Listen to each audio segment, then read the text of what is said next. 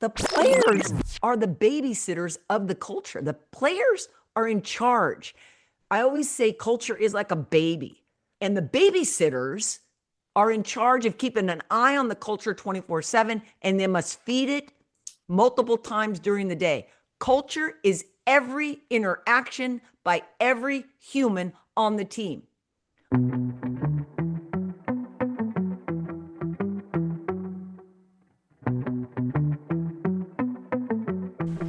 Welcome back to the Significant Coaching Podcast and our recruiting segment. I'm your host, Matt Rogers. You just heard a clip from one of the most respected voices in college sports, Sue Enquist, sharing her philosophy, culture is a baby and the players are the babysitters. I love it.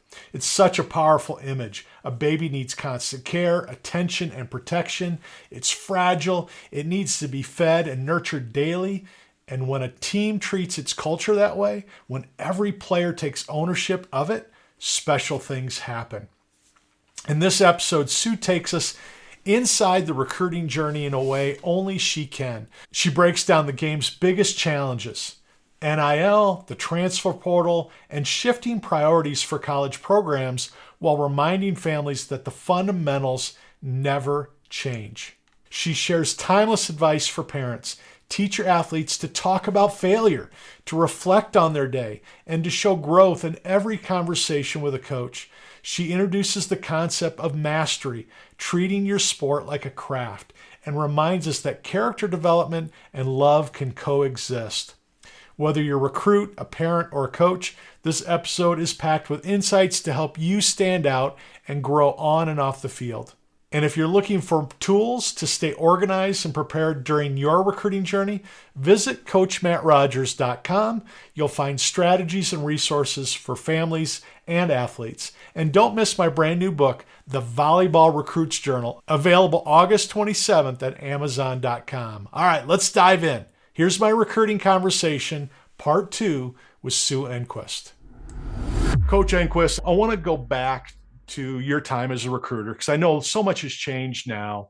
And now we're dealing with the NIL, we're dealing with the portal, so many things that you didn't have to really deal with at this high level.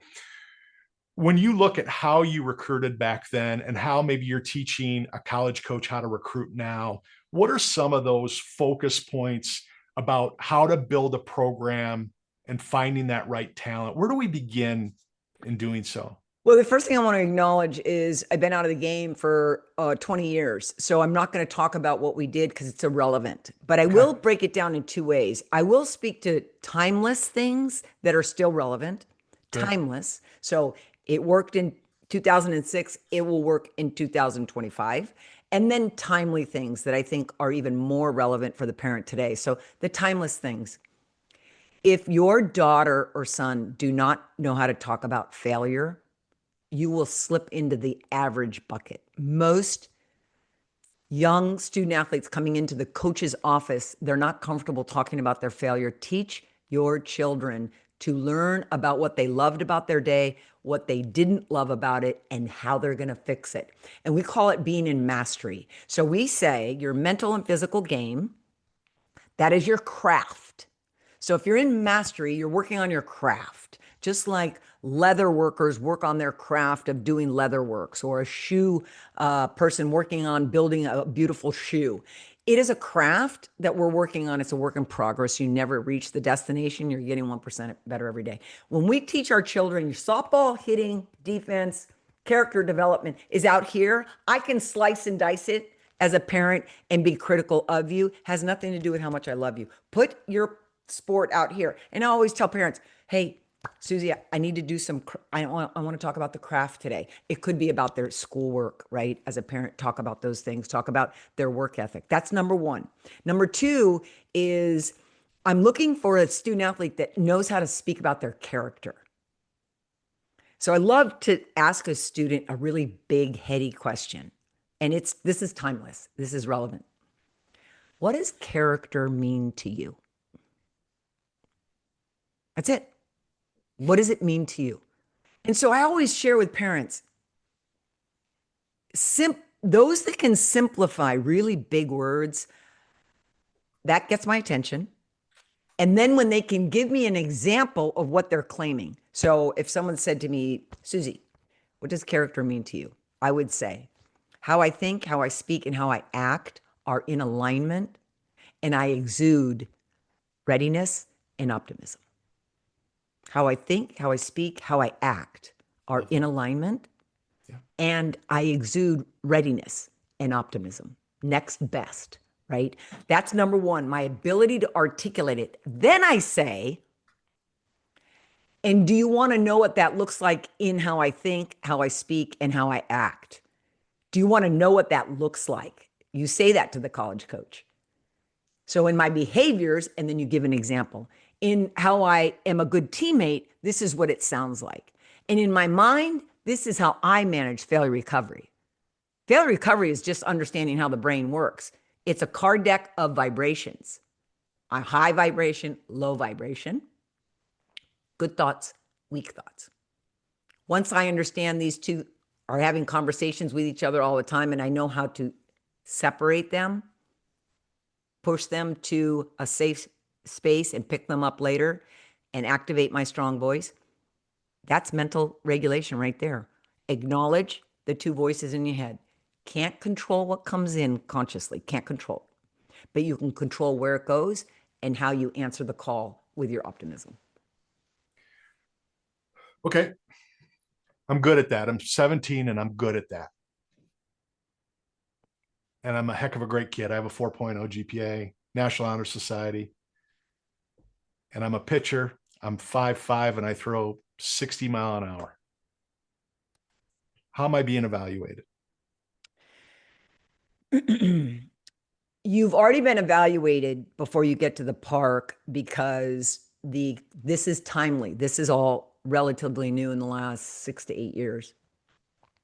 We already know a multitude of criteria on you regarding your results on speed, all of the technology that's being used on spin rate, range, how your percents of strike versus ball, where the ball gets pitched, the heat maps on you. So there is going to be a full chart around your physical skills. And if they're not, the parent needs to get someplace where they're offering standardized skill assessment where it is completely controlled, it's completely objective. So you have that data, because what you're trying to do is you're trying to become an apple to an apple.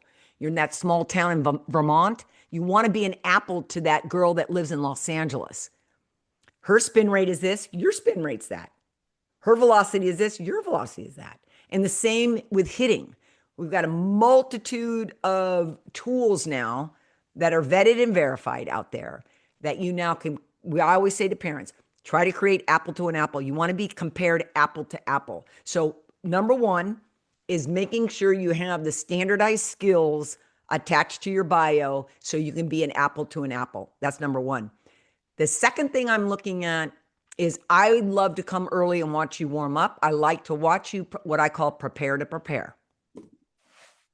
Are you social girl? Because you have performance energy. You're elevated, so you're social girl. No judgment on my part. I just have to know what I have, right? Because I'm watching what her needs are so I can create them when she comes to my school. Right. So we had a player of the year that was a clown. She had to be crazy and funny and laughing and weaving in and out and listening to the music. But that was her leveler. That's how she leveled up. Right. Then I have Quiet Thunder, who wants, I've got to create the conditions where my team knows, especially with pitchers.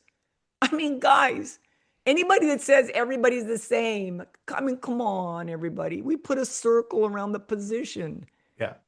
They're special. Do you know room those two kids together? No. No, we leaned into it. We leaned into the power of diversity. We leaned into it. So you would keep them separate. You wouldn't. we would, yeah, because what we lean into the diversity and say, Okay. who fits best with who, and we would put the players in charge of how, because When you're living together, we want comfort. I don't want them to be growing on leadership when we're at the World Series. I Right. want them going like this. Right. Yes. Right? We can do all the learning in the fall and growing as humans. By the time we're competing, we understand our differences. We acknowledge we're not going to be perfect. And we're going to be the best team in plan B. I'm going to be the best teammate, even though I want to scratch your eyes out. No one talks about this, Matt. Everyone will say, Yep. oh, look at this championship team. They're so locked on. They're so together. That's such baloney. That championship team, they have dealt with a lot that nobody knows about. That's They've right. dealt with the cat fights. They've dealt with the boozing on Friday night. They've dealt with the kid that's on probation. They deal with a lot. Not to mention the external. Right. But what they mastered is they move through everything really efficiently and they don't let it get in way of the competition. Yeah. And when you have a team that says, I know I can't stand you Monday through Friday, but on Friday night, I'll take a bullet for you. That's the championship team. And that has to come from their teammates holding each other accountable and letting coaches have the players be empowered to be in charge of their culture. The coach sets the vision and the scaffolding, the structure, how we welcome them, how we love them up, how we hold them accountable. The players are the babysitters of the culture. The players are in charge. I always say culture is like a baby. Culture is like a baby. And the babysitters are in charge of keeping an eye on the culture 24/7, and they must feed it multiple times during the day. Culture is every interaction by every human on the team.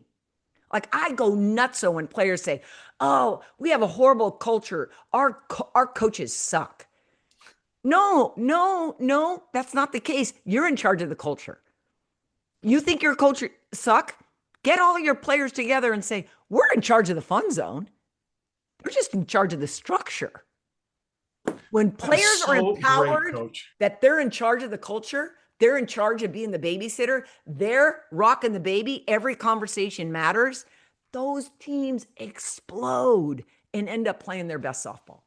I've never had anybody explain culture that way to me. And it's so profound. It is so dead on because the teams that win championships, they've taken full ownership. They're Yeah. not going to let that, they're not going to let that baby fall down. They're not going to let that baby drown in the tub. They're on top of it. Yeah, you like even like you watch UCLA this year, you watch how they like under duress. Yeah. They are not looking at Kelly Inouye Perez. They're looking at each other, Yeah. figuring it out because they are a player empowered program. And so you look at Oklahoma, same thing. They're not looking at Patty Gasso. They're not looking at JT. Yeah. They know the deal. You look at Yeah. top programs, that is a very similar theme from the outside. I'm not in their business. I don't want to act like I am, but I've been a part of championship programs in multiple sports, and that is a common theme. They take ownership in every conversation and they feed the baby multiple times. They never take their eyes off the baby. Culture is not an event, Matt. All due respect to, we're going to go away for 3 days. We're going to do marshmallows. We're going to climb a mountain. We're going to carry a telephone pole and push tires. Love that for teaching the grit and stretching. That is an event.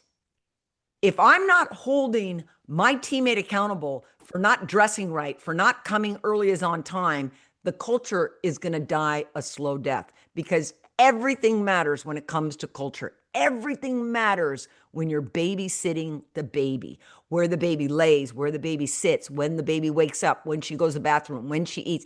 Everything matters. And teams that do that end up having great, enjoyable seasons and hopefully playing their best softball. The 16-year-old that you're watching at a tournament, they strike out, they walk back to the dugout, and you see them give a look to their parent.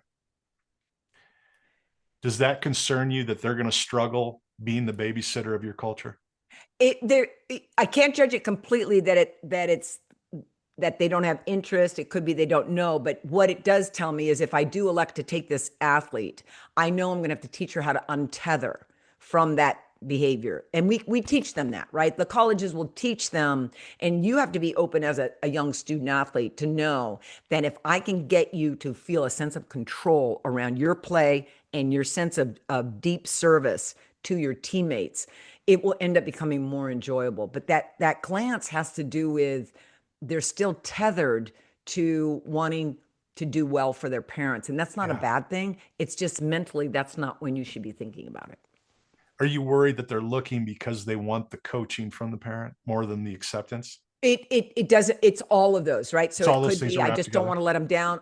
I'm looking to make sure they're still cheering, right? Okay. There are many things, and it's hard as a college coach not to judge it. But if our coaches could have more empathy around what kind of road do I pave for that person, to what are the steps we need to take, and usually that when I see that, I realize their long-term athletic development has been stunted, Yeah. and they have lost their identity. So whenever you watch young children around competitive identity, uh, young children are so connected to their identity. Yeah. They're playing, they don't care about the score, they're having fun. It's like the fun zone and a game breaks out. They're connected to their sport identity. As performance results get more important, this is what happens. And now it becomes all about performance and results, and they lose their identity. So we have to get them, and we do an audit around their own identity. Yeah. And we teach them how to fill in. It's already in them. So our job, it's these things that you lost in the last 8 years, they're already in you. At UCLA, we're just going to shine a light on them to get them all aligned to this side, so you can go into that game 100% and not worry about, am I still a good person? So good. Can I still win a championship as a college coach and recruit this way? I love that kid's mojo. I love the way she finished that game. Can I recruit with that mindset and still win championships? I think so. I'm going to tell you why. Uh, when I was coaching, probably not. And I'm going to tell you why. Okay. The talent differential was too large. So Okay. back in the day, yes, we won a lot. I'm super proud. The women that led, amazing. Their toughness, their teammates, amazing. Okay. Amazing, amazing. Alumni, don't call me and say, Coach, you totally pooped on us. The reason it would have been so difficult then, the talent differential. So if you're not a top 5 team, the chances of you winning a championship, because the gap is so large talent wise. Yeah. Today, you could be a top 15 team. The talent differential is so close. No. You take that kid that's got that mojo, that is all in their identity, and they've got some basic fundamentals. Oh, yes, you can. Now, with the caveat, we talk about that Cinderella story.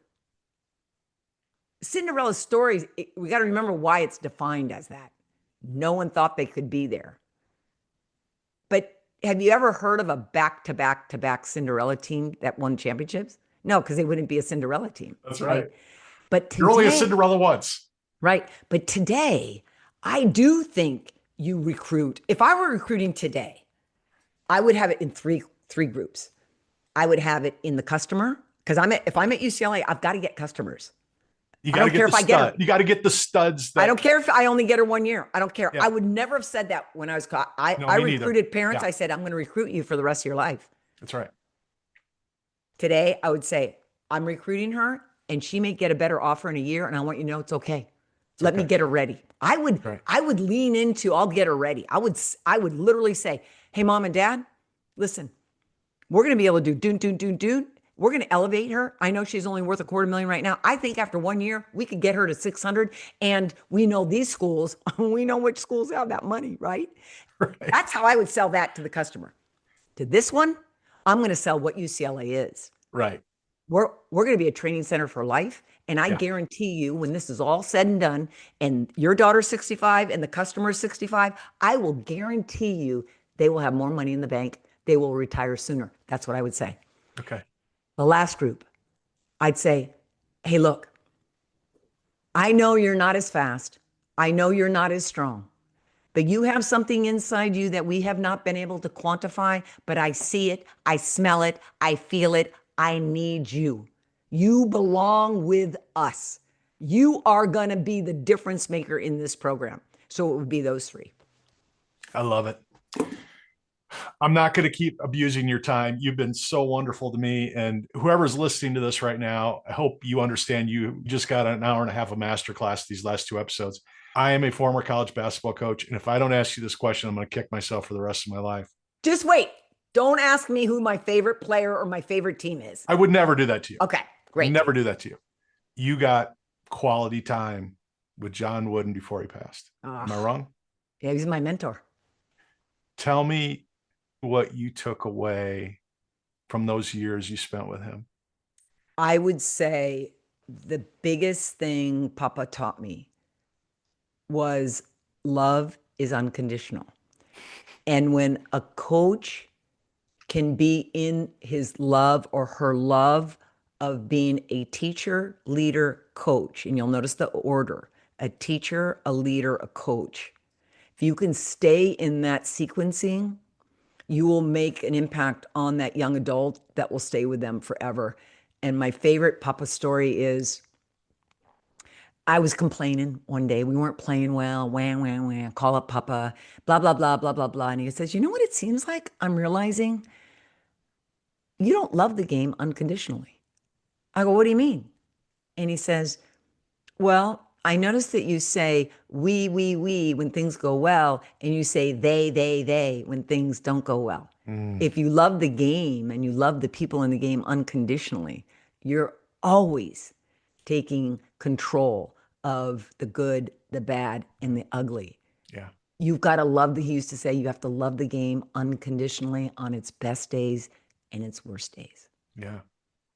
It's great advice for raising kids. It's great advice for marriage. It's great advice for life. Right? Yeah.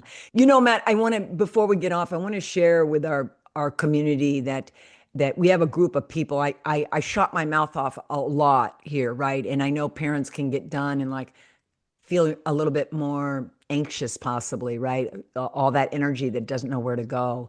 And we're pulling together some people to help close the gap of leadership, recruiting, mental readiness from senior in high school to college. And then we're also building out a long-term plan for them to be career ready when they graduate. Yeah. And I think that's missing. I think we, as a college, I'm a professor in the master's program at UCLA for transformative leadership.